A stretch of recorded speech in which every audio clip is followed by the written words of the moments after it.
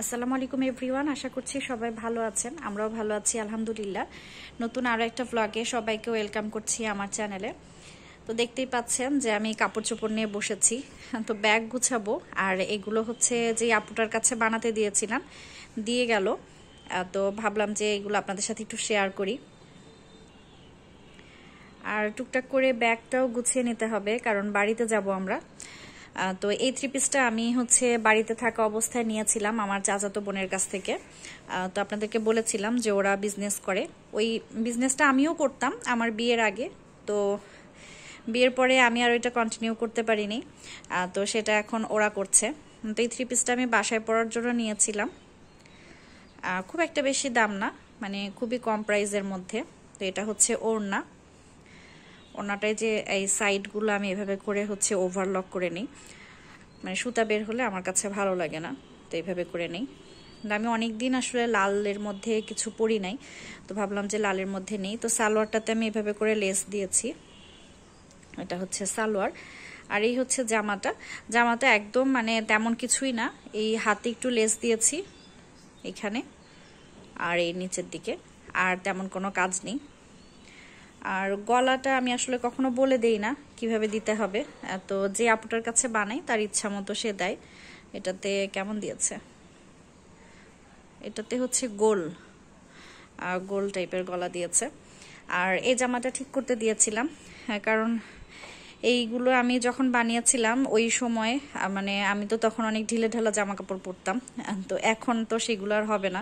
তো সেই জন্য এইগুলো সব ঠিক করার জন্য দিয়েছিলাম। তো এটা ঠিক করে নিয়ে এসেছি, দেখতে হবে যে আদৌ হবে কি না, কারণ তখন তো অনেক বেশি মানে ঢিলা জামা কাপড় পরতাম। তো যাই হোক, আর এটা হচ্ছে তিশা ভাবি দিয়েছিল তানজিলার বিয়েতে, তো এটা বানাতে দিয়েছিলাম। এটার ওড়নাটা খুব সুন্দর, আর আমি আসলে পুরোটা খুলে সেভাবে দেখেছিলাম না। আর এটা হচ্ছে প্যান্টের যে এটা মানে বানানোর পরে অবস্থা। তো এই যে সালোয়ারটা এরকম করে বানিয়েছি। যে গরম, এই ড্রেসগুলো পরা যাবে কি না, মানে শীতের মধ্যে পরতে হবে, গরমের মধ্যে হয়তো পরা যাবে না। তো এটা হচ্ছে সালোয়ারটা, আর এটা হচ্ছে সেই জামাটা। জামার এই যে হাতে এরকম করে দেওয়া।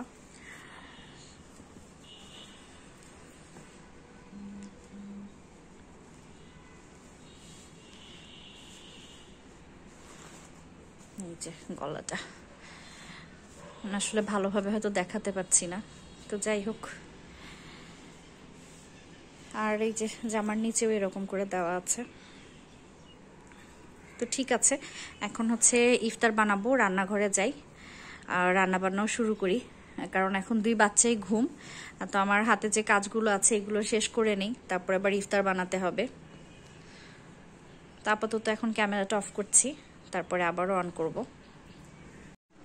আমার এই গাছটা এত সুন্দর হয়েছে, মানে চারপাশে ডালপালা হয়ে এত ভালো লাগে দেখতে। মানে এক টুকরো এরকম সবুজ থাকলে রান্নাঘরে কিন্তু খুব ভালো লাগে, মানে যে কোনো জায়গায় আমার মনে হয় যে বাসার চারপাশে যদি এরকম গাছ রাখা যায় তাহলে কিন্তু মনটাই ভালো হয়ে যায়। আমি ভালোভাবে একটু আপনাদের সাথে শেয়ার করছি। দেখেন পাতাগুলো এত সুন্দর, মানে দেখে এটা মনে হবে কি যে আর্টিফিশিয়াল কোনো গাছের মতো, কিন্তু এটা যে একদম রিয়েল গাছ সেটা কাছে না আসলে বোঝা যাবে না, মানে দূর থেকে মনে হবে আর্টিফিশিয়াল কিছু একটা রেখে দিয়েছি এরকম। আর পাতাগুলো এত সুন্দর।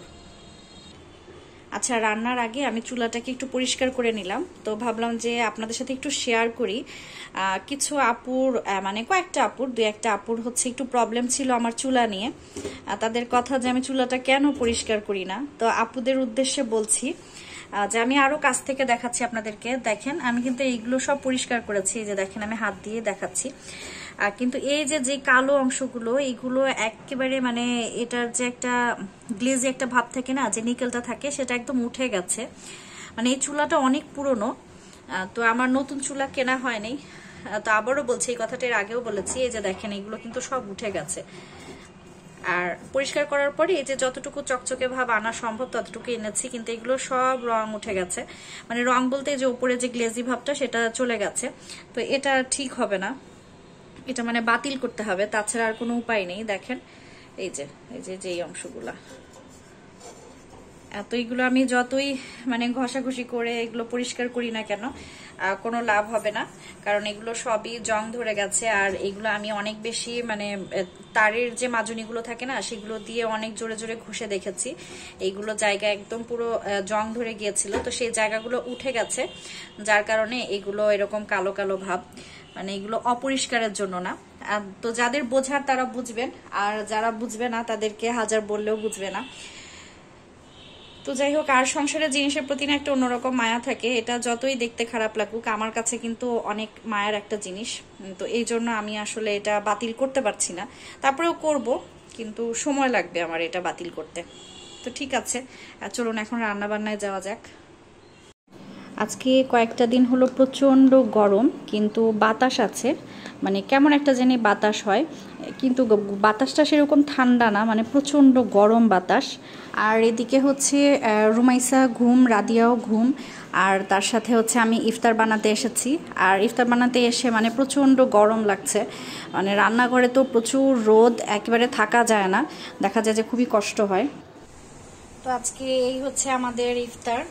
আজকে বেগুনি বানাতে পারি নাই, আর এখানে হচ্ছে 2টা রোল আর 2টা সিঙ্গারা, এগুলো ফ্রোজেন করা ছিল, তো এগুলো ভেজে নিচ্ছি। তো এই হচ্ছে আজকের ইফতার আয়োজন। তো ঠিক আছে, এখনকার মতো ক্যামেরাটা অফ করছি, আবারও কথা হবে। ইদানিং আমার ছোট মেয়েটা একদমই দুপুরে ঘুমাতে চাচ্ছে না, মানে বিকাল থেকে একেবারে জেগে থাকে, যার কারণে আর ইফতার বানাতে পারছি না। তো যাই হোক, আলহামদুলিল্লাহ দেখতে দেখতে রোজাগুলো পার হয়ে যাচ্ছে। তো হাতে মাত্র আধা ঘন্টা করে সময় পাই, এই আধা ঘন্টার মধ্যে যতটুকু সম্ভব ততটুকু রেডি করার চেষ্টা করি। তো ঠিক আছে, পরে আবারও কথা হবে। ইফতারের পরে আমরা একটু বের হয়েছিলাম, আমাদের কিছু কেনাকাটা বাকি আছে, মানে টুকিটাকি কিছু কেনাকাটা। আসলে বাচ্চা কাচ্চা নিয়ে বের হওয়া যতই ঝামেলার হোক, ঈদ এলে না আমার আসলে কেনাকাটা না করলে বা মানে ঈদের আমেজটা আমার শেষই হতে চায় না, এরকম একটা ব্যাপার। আর তারপরে যেহেতু বাড়িতে যাব, মানে সেই জন্য একটা অন্যরকম আনন্দ কাজ করছে, আমার মনে হচ্ছে তো ঈদ শুরু হয়ে গেছে। তারপরে এইদিকে হচ্ছে আমার 2 বাচ্চার জন্য এখন একটা অন্যরকম একটা ফিলিংস কাজ করে, মানে আগে তো দেখা যেত যে শুধু নিজের জন্য, আর এখন হচ্ছে 2 জনের জন্যই একটা ঈদ ঈদ অন্যরকম একটা ভাব। আগে না 2-1টা হচ্ছে দোকানে শুধুমাত্র লাইটিং ছিল, আর গতদিন যে দেখি যে সবগুলো দোকানে একেবারে লাইটে ভরপুর, মানে এই যে বাতিগুলো লাগিয়েছে এত ভালো লাগছিল দেখতে, মনে হচ্ছে মার্কেটের মধ্যে এসেই একদম ঈদের একটা অন্যরকম ফিলিংস কাজ করছে। আর এর আগে রুমাইসা আসলে ঈদ খুব একটা বেশি বুঝতো না, কিন্তু এই বছর সে ঈদ সম্পর্কে খুব ভালো বুঝতে পারছে, মানে ঈদে যে একটা শপিং করতে হবে, তারপরে এটা লাগবে সেটা লাগবে, পুরো রাস্তা আমাকে এই যে দেখেন বকবক করতে করতে যাচ্ছে, সে কি কি কিনবে না কিনবে সেগুলো বলছিল। আর তারপরে শুধু আমাকে বলছে এটাই না, ওর নানুকেও বলছে, আবার দাদুকেও, যে ওকে কি কি কিনে দিতে হবে। মানে আমি নিজেও অবাক হয়ে যাই যে এই জিনিসগুলো তো আসলে আমি ব্যবহার করি না, তারপরে আমার মেয়ে কোত্থেকে চিনলো। তো যাই হোক, আমি প্রথমে এসেছি একটা ওড়নার দোকানে, এই দোকানটাতে ওড়নার হিজাব পাওয়া যায়, মানে নাটোরের এই দোকানটা খুবই ভালো, এখানে আমি অনেকগুলো হিজাব এখান থেকে নিয়েছি। আর আমি ওড়না দেখছিলাম, ম্যাচিং ওড়না সেরকমভাবে পছন্দ হচ্ছিল না, তারপরে আবার যেগুলো পছন্দ হচ্ছিল সেগুলো কালারে শেডে মিলছিল না, তারপরে যাই হোক অবশেষে একটা পছন্দ হয়েছে, তো সেটা নিলাম। আর এরপরে এসেছি স্টিলের জিনিসপত্র কিনতে, মানে কয়েকটা জিনিস কিনতে হবে, বিশেষ করে আমার মগ লাগবে, কারণ বাড়িতে গেলে রুমাইসা হচ্ছে যত মগ আছে সবগুলো ভেঙে ফেলে, তো বলেছি এবার স্টিলের মগ নিয়ে যাব যাতে ও না ভাঙতে পারে। তো যাই হোক, আজকের ভিডিওটা এখানে শেষ করছি, সবাই ভালো থাকবেন, সুস্থ থাকবেন, পরবর্তী ব্লগে আবারও কথা হবে, সে পর্যন্ত আল্লাহ হাফিজ।